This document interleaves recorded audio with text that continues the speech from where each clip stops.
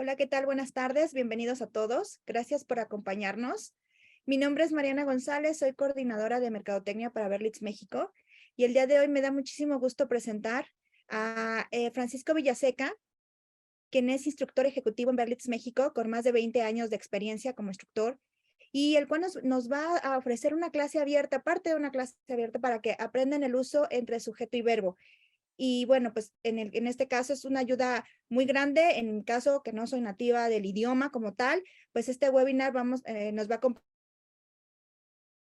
Frank, pues tips, cómo hacer el uso de sujeto verbo correctamente en inglés. ¿Cómo estás, Frank? Bienvenido. Marina, thank you for such a good introduction. I'm doing so fine, so good so far today. Great topic, like you said it, guys. If you're learning the language, it's an amazing topic for us all. You know, if when you think about language, you talk about very basic uh, grammar points, very basic parts of language, just like any other word we use, your name, any other word that gives its name to something. Those are nouns. We know these words as nouns in English. Nouns, just like subject is a noun, English is a noun, Berlitz is a noun, workshop is a noun. All of these words are basically the main structure. Imagine it's the backbone of language. So if nouns happen to be the backbone of language, what are verbs? Verbs basically are the muscles. Verbs are the muscles, guys. And I love thinking of this subject verb agreement, relationship, connection, because it's just like marriage, right? And just like any other marriage, there must be agreement. So we have harmony.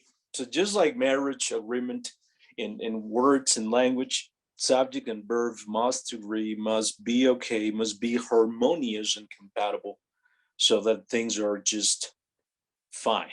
So your verb, whatever verb you choose in your sentence, is going to tell you what the subject is doing. So just like a quick intro, let me remind you that whatever is happening in your story without a verb, there can be no complete ideas or thoughts. So to continue with verbs, we know that the verb is going to announce the state of being,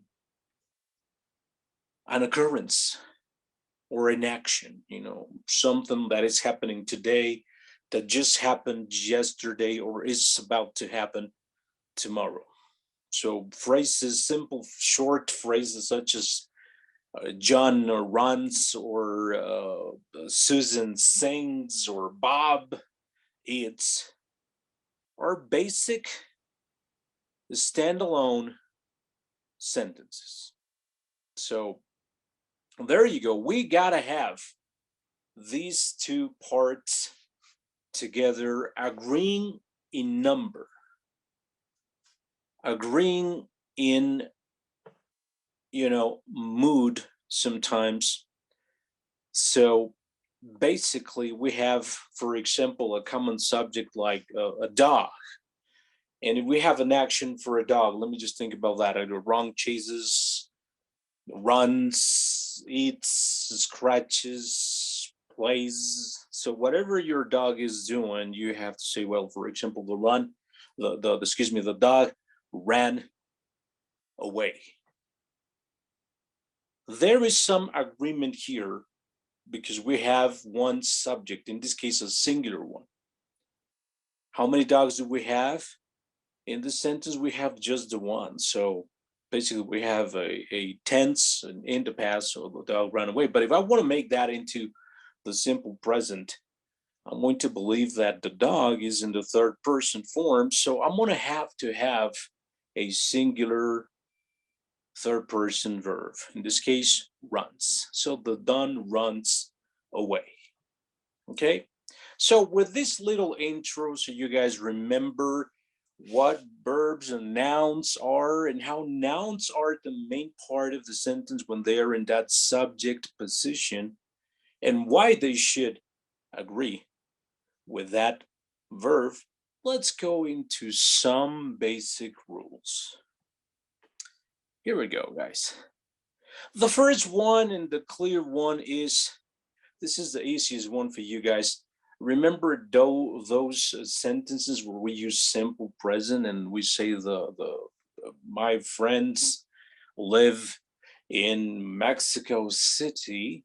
If we have a negative form and we need an auxiliary verb such as do or does, in this case, my friends being plural, I would have to say my friends don't live in Mexico City. So this is beautiful because do in this case is going to match the subject. In this case, the subject is plural. My friends, the noun friends is plural.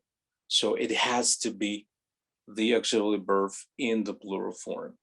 Do plus, obviously, the negative particle not. So whenever you find any negative form in present, past, or future, the verb will remain in the form of the base. Examples on the screen. She does not like reading before bed. Note that the main verb like remains in the simple base form. There is no conjugation. There is no agreement with the subject because the auxiliary verb does is agreeing with that subject and is preceding your simple verb like. But you may wonder, what happens if I remove the negative and auxiliary verbs? Well, it's quite simple. An affirmative sentence would have to have that agreement between the subject, she, a pronoun, and the verb, in this case, the action verb like. So as you can see, it takes a singular form. She likes reading before bed. One thing that I, in my career, let me share this with you guys. I have probably seen, I have seen this happening. Sometimes when we are learning language and we form nouns and we have a singular noun like,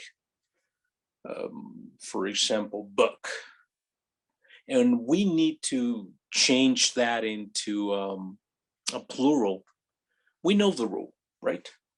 What is the rule, you ask? Well, you add s or es in most of the cases. So book, books. So when we learn that, we somehow, assume or believe that it is exactly the same when you have a base verb like this, in this case, like or work. And we believe that the S form, the adding of the S, makes it a plural. That is not true. That is actually the conjugation of that verb in the third singular person. The third plural person, such as we or they, would definitely take a plural verb form. In this case, we like. If I wanted to change that and I say we like reading or they like reading before bed. Does it make sense? Again, any other tense, she did, for example, if we make it into the simple past, she doesn't like reading. She didn't like reading before bed. Or if we wanted to make it into an affirmative, that would be she liked. Yes, we need to conjugate the verb into a simple past form. She liked reading before bed. So again, When you have an auxiliary verb, a helper, such as do, does, did, will, can, could, would, etc. Any of these helper or modals, in some of these cases, linking verbs, we do not need to conjugate the verb so that there's that match, like in the affirmative form, she likes reading. Okay, no problem. Pretty good. Let's move on into another rule we have here for y'all. As you can see, we move from the negative or the affirmative form of a sentence, and we talk now about the question form. Should we conjugate verbs such as no, in this case, in this sentence, and refer to the subject? Not necessarily. Again, we have an auxiliary verb, do or does, and the verb only needs to match that subject. Do only needs to match the subject. Do you, does he, do I, do they, do we, or does he, or in this case, we added, as you can see in the next question, does anyone know where the train station is? We added an indefinite pronoun. Anyone could be either singular or plural. So in this case, we're not gonna, go ahead and risk making a mistake, and we're going to assume that a word like that, anyone, is going to take a singular verb. Does anyone know where the train is? If you think of any other questions, I'm sure that right now you're wondering about those questions you need to write or you need to ask every day. Whatever the auxiliary word you use, only the subject has to match the auxiliary word. If I'm going to use the pronoun he for a question, and let's say the auxiliary verb for the future, I would have to say will he, and then choose my action verb or mental verb. Will he come to the meeting? If I wanted to switch pronouns and I want to refer probably to a group of people, I would say, will they come to the meeting? As you can see, the verb in this case remains the same. Will you come? Will they come? Will he come? Etc. The verb remains in the base form. Okay, so any question there? Again, when you have either a modal or an auxiliary word, is going to have, most of the times a base verb. In the case of to be, for example, is a little bit different. So to be has to match the specific subject pronoun. Are you? Is he? Are they? Are we? Or in the past form, were you? Was he? Was she? So as you can see, in the case of this linking verb to be, the subject and the verb have to match accurately. Okay, pretty good. Okie doke, I know you're making your notes right there, you guys. So if everything's all right, from time to time, please throw a thumbs up my way. Okay, pretty good. Let's go now and look at the third rule. Now, this is when it gets interesting, guys. You wonder, we were talking about single subjects: I, you, he, John, Susan, etc. It's quite easy when you think of those, or very definite pronouns such as we, they, or the plural form of you. But what happens when we have more than one subject? And these subjects may be joined by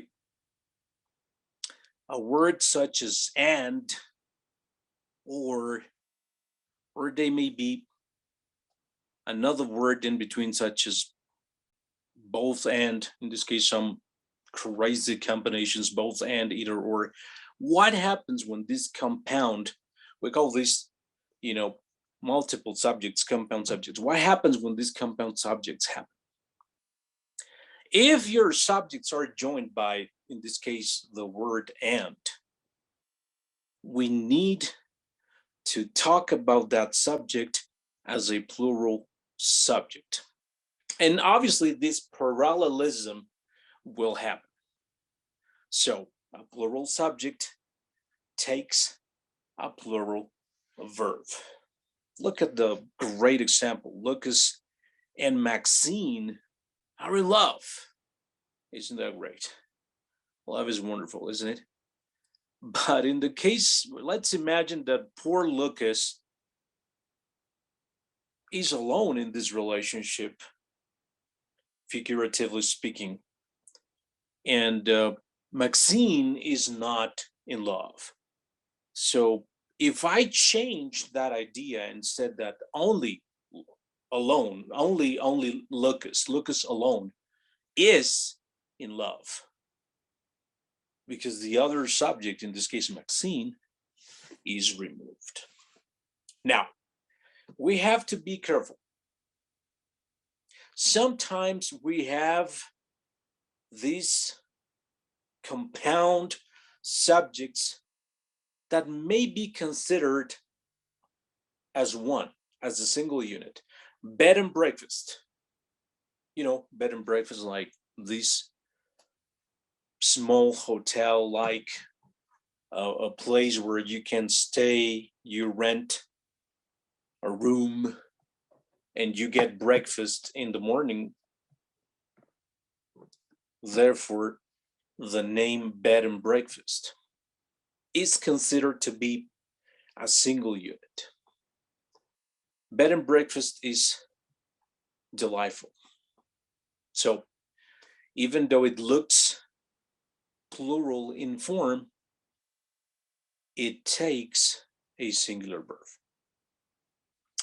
The same way you may think of your favorite food or your favorite sandwich. I love me, guys, my favorite lunch sandwich, ham and cheese.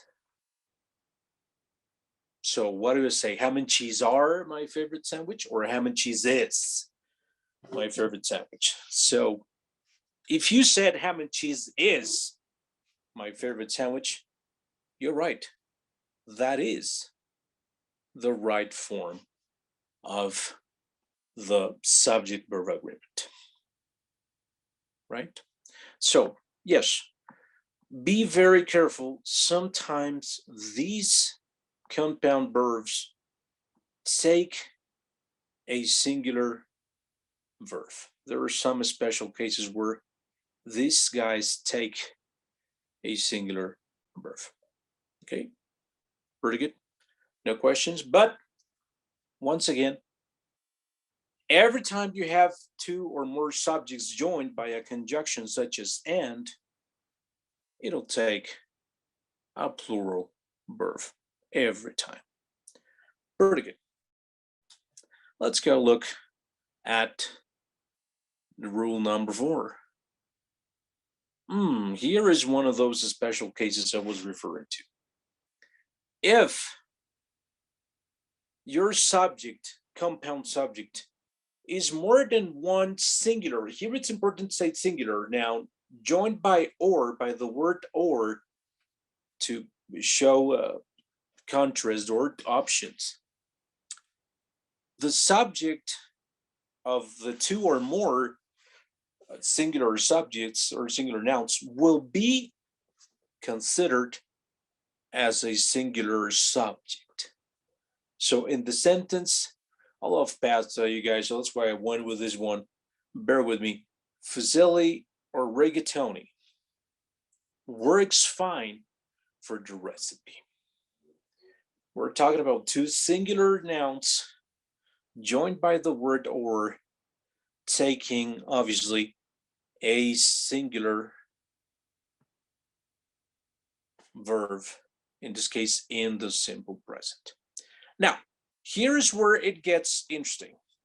When this subject is formed by multiple plural nouns, obviously the rule says that we will have to have a plural verb. Cats or dogs, either one you choose, it's plural. So if you're thinking cats, you're a cat lover, or you're a dog person, obviously you would have to say cats or dogs make good friends. And here, the next two sentences, I want you to look at the next two sentences. This is amazing here, guys. We have one of these exceptions. When we have two, let's say, nouns in the subject, one of them a singular one like the teacher, and the second one a plural one, the students. What happens when these two are joined by a conjunction such as or either or neither nor? The subject noun that is closer to the verb will determine the number.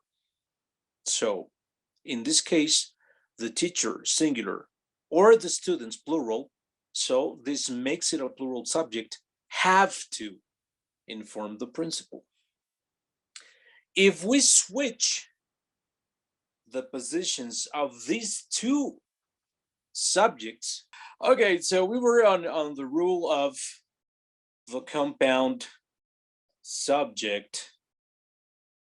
There we are. If we go to rule 4, please. Yeah, compound subjects happen. Perfect.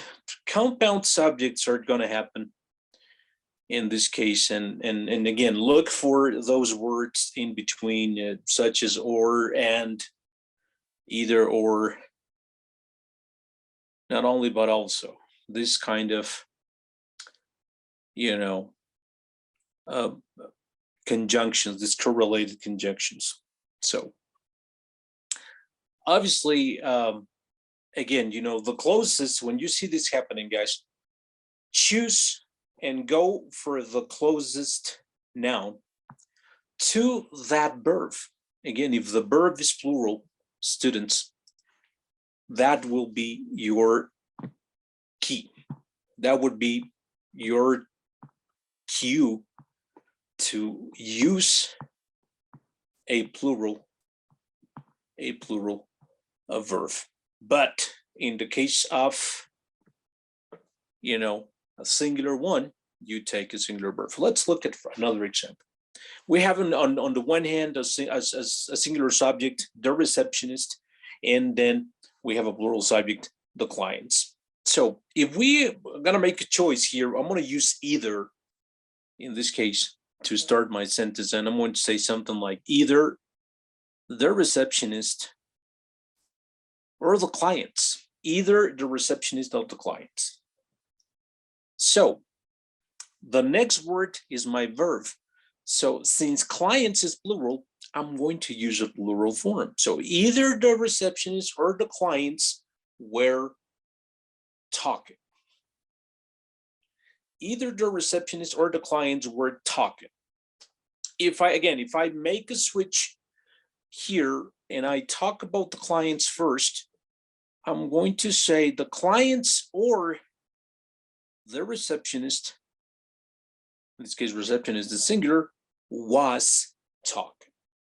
Okay, so there you go. there is our single situation.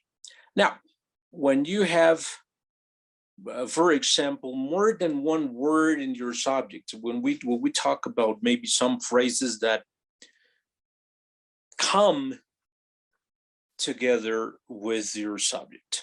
Let's imagine a simple subject like cookies. Where do you put cookies? You put them maybe, I don't know, you put them on a plate. So I say a plate of cookies or the plate of cookies. So in this case, you say, okay, Frank, what's happening here? The plate of cookies. What is happening here? Are we talking about the cookies or the plate? Well, we're talking about the cookies in a plate. So in this case, the plate of cookies, the main subject would be the plate. We remove, for example, imagine you remove of cookies. So the only word remaining would be the plate. So the plate has, let's imagine, the plate of cookies has fallen on the kitchen floor. So even though you see cookies as a plural noun, our main subject, the one thing we're talking about is the plate. So again, even though you have a prepositional phrase, because you have a preposition of in a noun, cookies, even if that phrase is present, try removing that phrase. And the remaining subject will give you an idea of the verb form you may need. Okay? Pretty good. Let's try now moving to rule number 5, please.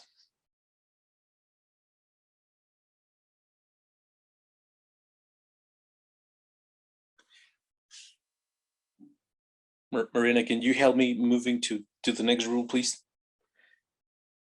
Let's move now. And there you go. Look at those two guys walking. You know, so you see the two guys, a man and a woman walking together. So now, just like these two people walking, if you have more than one active verb, as you may see something we call compound predicates. One person can obviously do many things at a time. So when this happens, we have to be very careful. So when we say, what do you do after work? Well, after work, I do 1, 2, maybe 2, 3, 4 things. So I'm going to list my activities as such, and my active verbs are going to be in the same form. I'm talking about me. So if I say after work, I go shopping. Go is the verb. Shopping is not a verb in this case. This is German. So after work, I go shopping. I go, I pick up, I cook, and relax. So again, remove whatever is not necessary in this moment to visualize your subject, I, and your verb, or in this case, verbs. I go, I pick up, I cook, I relax. So knowing this, then I can say, I go where? I go shopping. I pick up what or who? Well, I pick up the kids. I cook dinner. And then, believe me, I need to relax for the night. So, and then relax for the night. So this is very important. No matter how many active verbs you have, they all have to agree with your main subject. Okay? If I changed the pronoun here and I would talk about somebody else, a good friend maybe, and I say after work, she what? She go, she pick up, Is there agreement there? No, she is a third person. So what do we need? A third person singular. After work, she goes shopping. She picks up the kids. She cooks dinner and then relaxes for the night. And as you can notice, we drop the noun. The one noun is one main noun is all it takes. In this case, the one main pronoun is all it takes. She goes shopping, picks up the kids, cooks dinner, and then relaxes for the night. Okay, pretty good. Let's move on to rule number 6, please.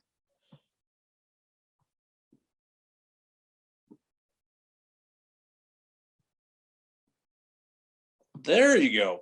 One more about collective nouns. Well, compound nouns joined by a word, ham and cheese, John and Susan, Law and Order, my favorite show. They are compound, but they're joined by a conjunction, another word. In this case, collective nouns can either be singular or plural, depending on whether you think about them as a whole, a unit, like a group, or if you believe this collective noun is considered individually, as separate individual members. Team is one of these very common collective nouns. My team is resilient. The team goes to practice at 4. The team works well together. The team is independent. As I'm considering team as a single unit, I'm going to refer to them by using a singular verb, whether to be or action verb or mental verb, etc., etc. But when I think in my mind, I want to express that every single member of my team or of the team go home after practice. I wouldn't say, the team goes home after practice, because that would mean the whole team is going to somebody else's home. Could be, why not? But it's understood that when I say the team go to their own homes, or they go home after practice, I mean each and every one of them goes to their own home. Okay, so again, here this type of collective nouns can take either a singular or a plural. Audience. If you go to the theater, if you watch a movie, if you go to a sporting event and you're with people, or you're presenting, you have a meeting and you have an audience, maybe you're an actor or actress or performer, and you have people in the audience. Your audience can be either considered singular or plural. The audience enjoys the show, and maybe after the show, the audience go home or go somewhere else. So again, you need to make sure when you choose the verb that you're considering that collective noun either to be singular or plural. Okay, so far so good. Let's move on to rule number 7, please.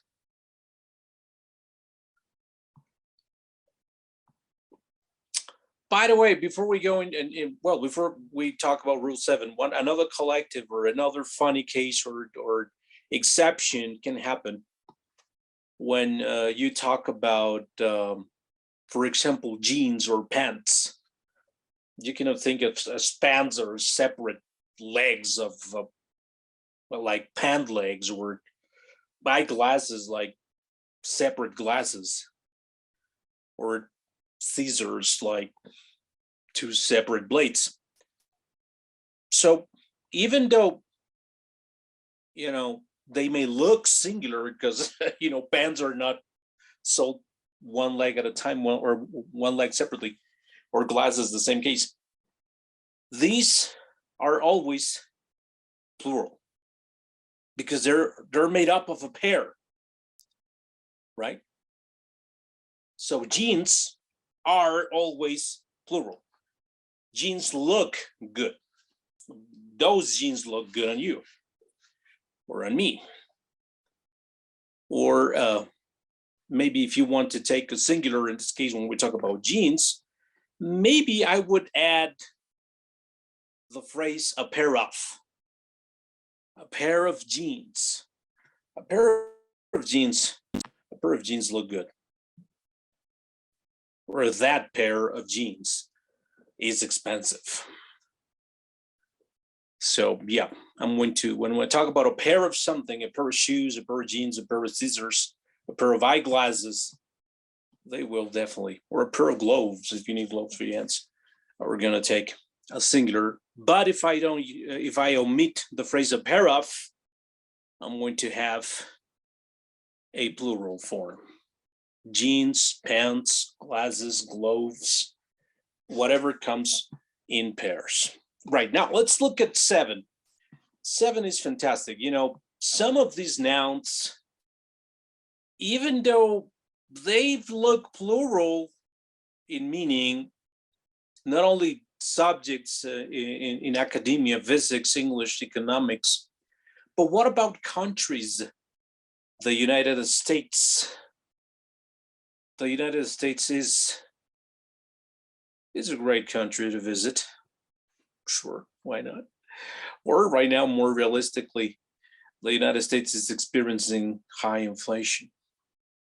Even though the form is plural, a nation like so will take a singular verb, right? And just like that, other areas of academia, again, learning subjects in school, physics, English, economics, statistics, would take always a singular verb, even though they may look plural. Another case may be politics. Politics is a difficult topic. So let's not talk about politics. So yeah, politics is something I don't understand. So I'm going to use the singular after the word politics, even though it looks plural. In the same way, when we talk about names of entities, what entities we're talking about? Oh man, books, movies. Oh, I love science fiction, don't you? Star Wars. That's plural, right? But it's a movie. It's the name of a movie, so it's going to take a singular. Star Wars is an amazing movie saga or film saga. Or maybe we talk about a book. Maybe you talk about the adventures of Tom Sawyer. Great book I read when I was a kid. But even though I'm talking about the adventures of Tom Sawyer and Huckleberry Finn, the noun adventures on the title is not going to take a plural verb. So the adventures of Tom Sawyer is my favorite book. So we're gonna do that when we talk about names of entities, nations, movies, books, etc. Okay? Pretty good. And just like that, we can also think of other intangibles: money, weight, distance. When we talk about money, you say, well, is that plural or singular? You say $10, $20. $20 is a lot of money, even though we have dollars. in the word, in the number 20, it looks plural, but money is always singular. But what if you say, what if I see the 20 separate dollar bills on the floor or on a table? 20 separate dollar bills. If you have the visual, and people who may listen to what you say have the visual, well, probably you could also say $20 are on the table, referring to $20 bills. 1, 2, 3, 4, 5, 20. Right? But if there is no visual evidence, you have to say, well, $20 is a lot of money. Or 2 miles is a long way. 2 miles, 20 miles, 10 miles is a long way. Or 60 pounds is a heavy weight. Again, this kind of metrics, distance, time, money, will take a singular verb. Okie dokie. No problem. Let's move on, guys, to our next rule. There you go. Any verbals, this is when it gets a little bit tricky. All the words, infinitives or participles, whether they are past or present participles, or gerunds, somehow they do not affect the subject-verb agreement. Gerunds are those words that end in ing, like smoking is as a subject. Smoking is not a good habit. Well, if you do it from time to time, I guess that's okay, but probably in the long run, it's not good. But there you go. Smoking is not a good habit. It's not healthy, right? So infinitives with a particle to, like, I want to go. It's not affected by that agreement. Or participles like ing. I was thinking. Thinking is nothing to do with the main auxiliary verb or linking verb was. They were playing. Obviously, where is matching the subject they? Playing is really not affecting it. But the main verb of that sentence, as you can see, they were thinking or they were playing, does have to match the subject. In the two examples there, the coach, singular, makes running mandatory. Running is in no way affecting the subject-verb agreement. Coach is still singular. But if I wanted to go with the more than one coach and wanted to make it plural, well, coaches make running mandatory, which is boring, right? I don't like running, guys. Not in school. I hated running in school. I love playing basketball and football, though. So there you go. When you have these verbals, these alternative forms of the verbs, they will not affect your subject-verb agreement. Very good. Let's move on to the next rule, please.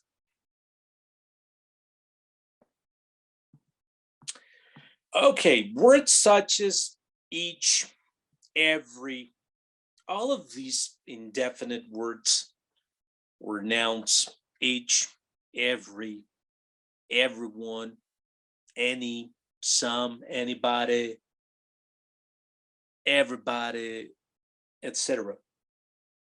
Everyone. When they're used as the main subject, they will take a singular. Remember one of my favorite songs by Tears for Fears in the 80s? Ouchie. I mean, you probably know how old I am now. So no matter. In the 80s, we love Tears for Fears. Everybody wants to rule the world.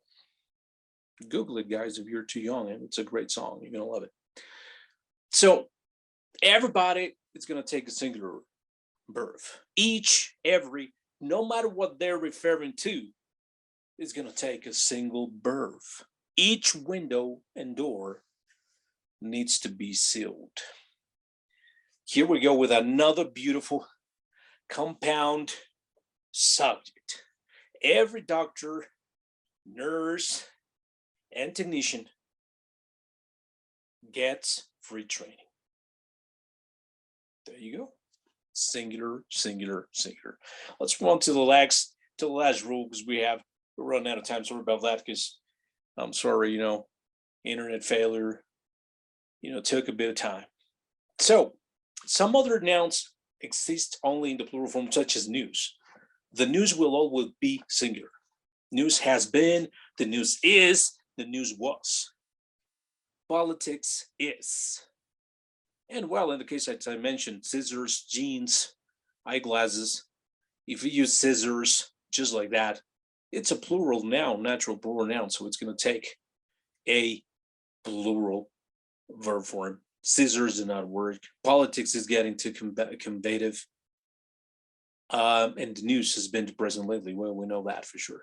And well, like I said, if you add the phrase a pair of scissors do not work, in these cases, a pair of scissors does not work. There you go. It has to agree with the phrase a pair of or the pair of. Okie dokie. Pretty good. There we go. That's it for our rules, guys. Now, if you don't mind, before we move on, well, there's here a little bit of a final thought. Like I said, simple past and simple future, simple, in this case, in simple tenses, obviously with the exception of to be or simple present. When you have auxiliary words like did or will, or any models would, can, should, could, may, might, the base verb does not change. They will be here, he will be here, I will be here, you will be here, we will be here. Right? And if you look at the sentence there and talking about the potato in past, if you say the potato in present, the potato grows, there is a change. But if you think about that potato yesterday grew overnight, and other potatoes did as well. Those potatoes grew overnight too. Okay, pretty good. So if you don't mind, let's take a couple of minutes to do a very simple quiz. That you can check your quiz on your screen. We have, there you go, on the poll. We have very easy quiz. Choose your answer and let's see how it goes. Please go ahead and do this very quick 10-sentence quiz. Let's quiz your knowledge. There we go. Most action verbs are irregular. I mean, we have a lot of very, very, the good thing here, Alejandro, let me just switch to Spanish right quick.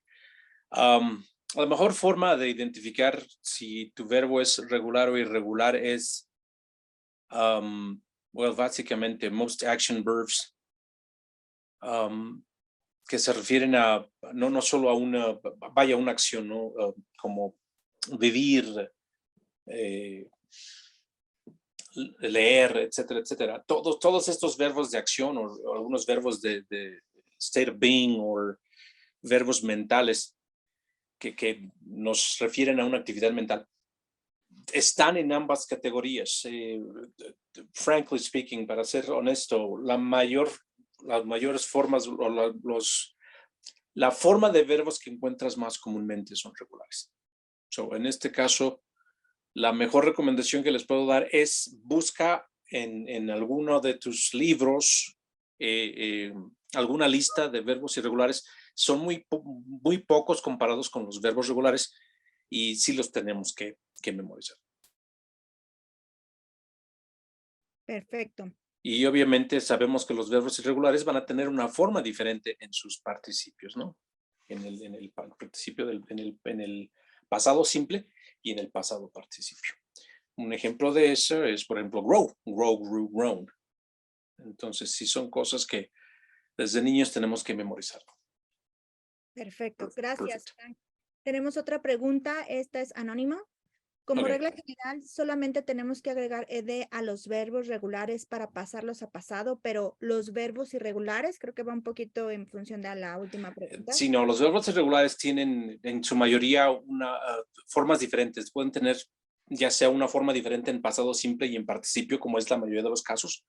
En el caso de, por ejemplo, run, ran, run, se repite la forma original en el pasado participio, pero hay algunos otros como hurt, por ejemplo, que permanece igual.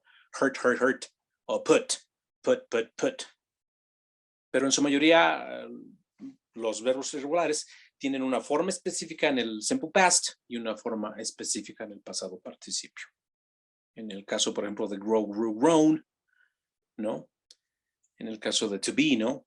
Is, was, were, been, do, did, do, does, did, done, etcétera, etcétera. Perfecto. Por acá tenemos algún par de preguntas de redes sociales. ¿Cuál es la recomendación para poder diferenciar de manera rápida subject y object? Oh, fantástico. Tienes una fórmula muy simple que aprendes from the very first day desde kindergarten, ¿no? Sujeto, verbo y complemento. Tu complemento siempre va a ser el objeto. I like music. Ok. Si estamos hablando de quién, de mí o de él o de ella, pues ese es mi sujeto, ¿no? Lo identifico como está casi siempre al principio de la oración. Y el objeto es de lo que está, de lo que se está hablando, ¿no? El qué. I like, ¿qué? ¿Qué te gusta? I like music. Y tu complemento puede ser de más de un objeto, ¿no? I like rock music. Ahí tengo ya dos objetos, ¿no? Pero sí, la forma más fácil es, acuérdate de esa formulita, sujeto, verbo y complemento. En el complemento está el objeto. Nota, en el caso de la voz pasiva es cuando hacemos el switch y el objeto se vuelve como el sujeto, y digamos, está ocupando la posición principal. Hay Claro. una inversión de sujeto a objeto. Perfecto, muy bien. Va a ser un tema también interesante que tal vez más adelante nos puedas dar tips Sí, también. claro. Podemos checar las voices en el futuro, claro, mucho gusto. Perfecto, Frank. En resumen, nos preguntan, de todas las reglas que nos compartiste, que están muy buenas, ¿cuál sería la regla básica, así la que es imprescindible para usar este tema? La regla básica es cuando definas tu sujeto en número y el tense, el tiempo, eso es lo que te va a ayudar a decidir cuál es tu verbo correcto. Y en la mayoría de los casos, como les decía, los auxiliares y los modales nos dan una gran oportunidad de usar un verbo base.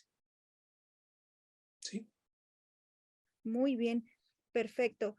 Daniela Lara nos pregunta, ¿cómo identifico cuando el sujeto es plural y el verbo es singular, como algunos ejemplos que nos compartiste?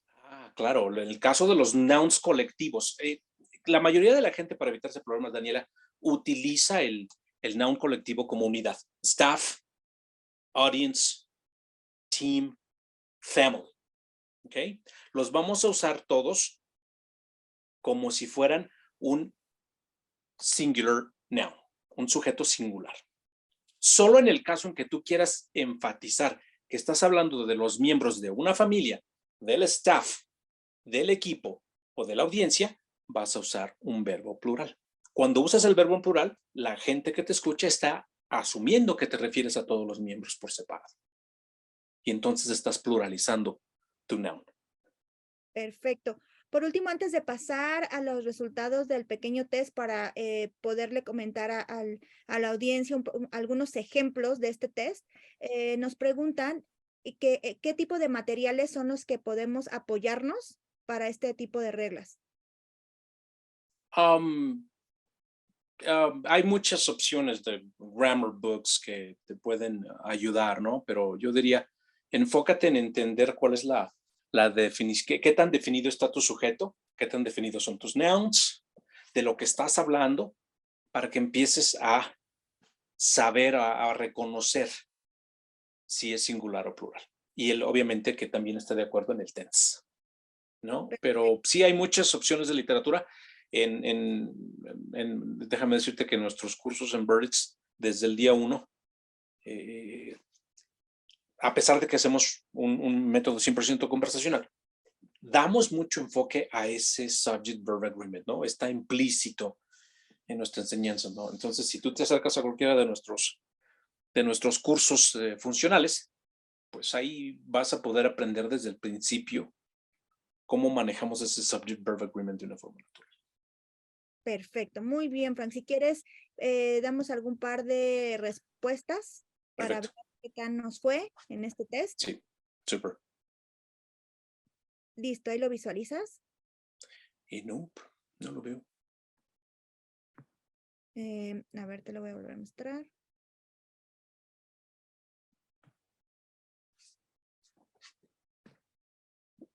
Si quieres ayudarme a darle clic a votaciones para ver si lo puedes I visualizar. don't see it. Ok. Ay, sí, aquí está. Ding, ding. Ok, rápidamente, la 1, muchos de ustedes dijeron Jonathan and his brother is going to on a bike trip. Esto sería correcto si dijéramos Jonathan or his brother, pero como tenemos and naturalmente nos va a dar esa pluralidad, ¿no? Acuérdense de las excepciones, son solo en caso de cosas que por uso se dan como singular, ¿no? Como ham and cheese. Ese ham and cheese siempre va a ser singular porque pues ya es del dominio público, ¿no? O el fish and chips en Inglaterra, ¿no? Pero en este caso sí tenemos dos sujetos bien claros, ¿no? Jonathan and his brother. Entonces la respuesta correcta sería are going on a bike. Perfecto. On a bike trip. Ok, are there, vean, este es 100% excelente. Are there not enough notebooks? Como tenemos there, are there, pero no teníamos la idea de que estamos hablando, entonces se dieron cuenta que notebooks es plural y es correcto. Aquí nos falló el either or, nos fuimos con eso del or, ¿no? Pero acuérdate que either or, en este caso, cuando ves either or, vamos a usar el sujeto que está más cerca del verbo. En este caso, Samantha es singular, so la respuesta correcta sería either and Joanne or Samantha is going to help. Perfecto. Si quieres un par más. Sí. There are 3x, la mayoría de ustedes dijo correcto, 3x porque 3 es plural, there is no sería correcto. Y la mayoría también dijo en la pregunta 6, what does your dog look like? Excelente. Dog es singular y es mi sujeto, entonces eso fue correcto. Y lo que decíamos del gerund, la mayoría de collecting cards se fueron con la idea de que cards es plural. Correcto, pero collecting es la idea a la que me estoy refiriendo, es mi punto en esta oración. ¿A qué me refiero? ¿A las baseball cards o a que las colecciono? Entonces collecting va a ser siempre singular. Aquí es la correcta, sería collecting baseball cards. Y algunos se fueron con el plural de cards, pero la mayoría dijo collecting is one of my favorite hobbies. Excelente. Yay. Muy bien, en ese caso ya no tenemos más dudas, Frank, pero me gustaría comentarles que cualquier duda, cualquier información que tengan hacia nosotros, pues bueno, les voy a compartir un pequeño slide en donde pueden ver nuestra información desde cualquier país donde nos visiten, Frank, porque pues bueno, invitamos a diferentes países para... Excelente. Entonces, Excelente. Esta es algo impresionante que pueden hacer. Acérquense a su asesor en Berlitz, en su país de origen. Ellos les van a ayudar no solo a identificar sus necesidades, sino a identificar el curso que les va a ayudar a mejorar su inglés y a, pues, obviamente entender todos estos puntos gramaticales y no solo eso, sino hablar con mayor fluidez y con mayor naturalidad y adquirir esa confianza para hablar idioma. Entonces, así es, Frank. Y manden su email o give them a call. Exactamente. Acérquense a Berlitz, please. De cualquier manera, nos gusta también saber su opinión acerca del tema, acerca de qué tal lo estamos haciendo o algunos temas que quieran que más adelante tratemos. Y les voy a lanzar una pequeña encuesta de 3 preguntitos para que nos ayuden a saber de nuestro profesor, del contenido de este webinar Y también si quieren ser contactados por nuestro equipo de Berlitz para que podamos darles más información de cursos o de cualquier duda o inquietud que ustedes tengan, nosotros podemos con gustos apoyarle. De cualquier manera, Excellent. Frank, te agradezco mucho que nos hayas apoyado el día de Yeah, my hoy. pleasure. Un Recuerden que placer. estamos en redes sociales, Facebook, Instagram, LinkedIn, YouTube, Spotify. Ya tenemos nuestros Spotify, nuestros podcasts en Spotify. Escúchenlos, están súper buenísimos. Y pues bueno, ya está contestando la mayoría de nuestra audiencia. Muchas gracias. Perfect. Perfecto. Pues Frank, nuevamente muchas gracias por este tema. Un placer. Nos vemos en la próxima. See you soon. Bye-bye.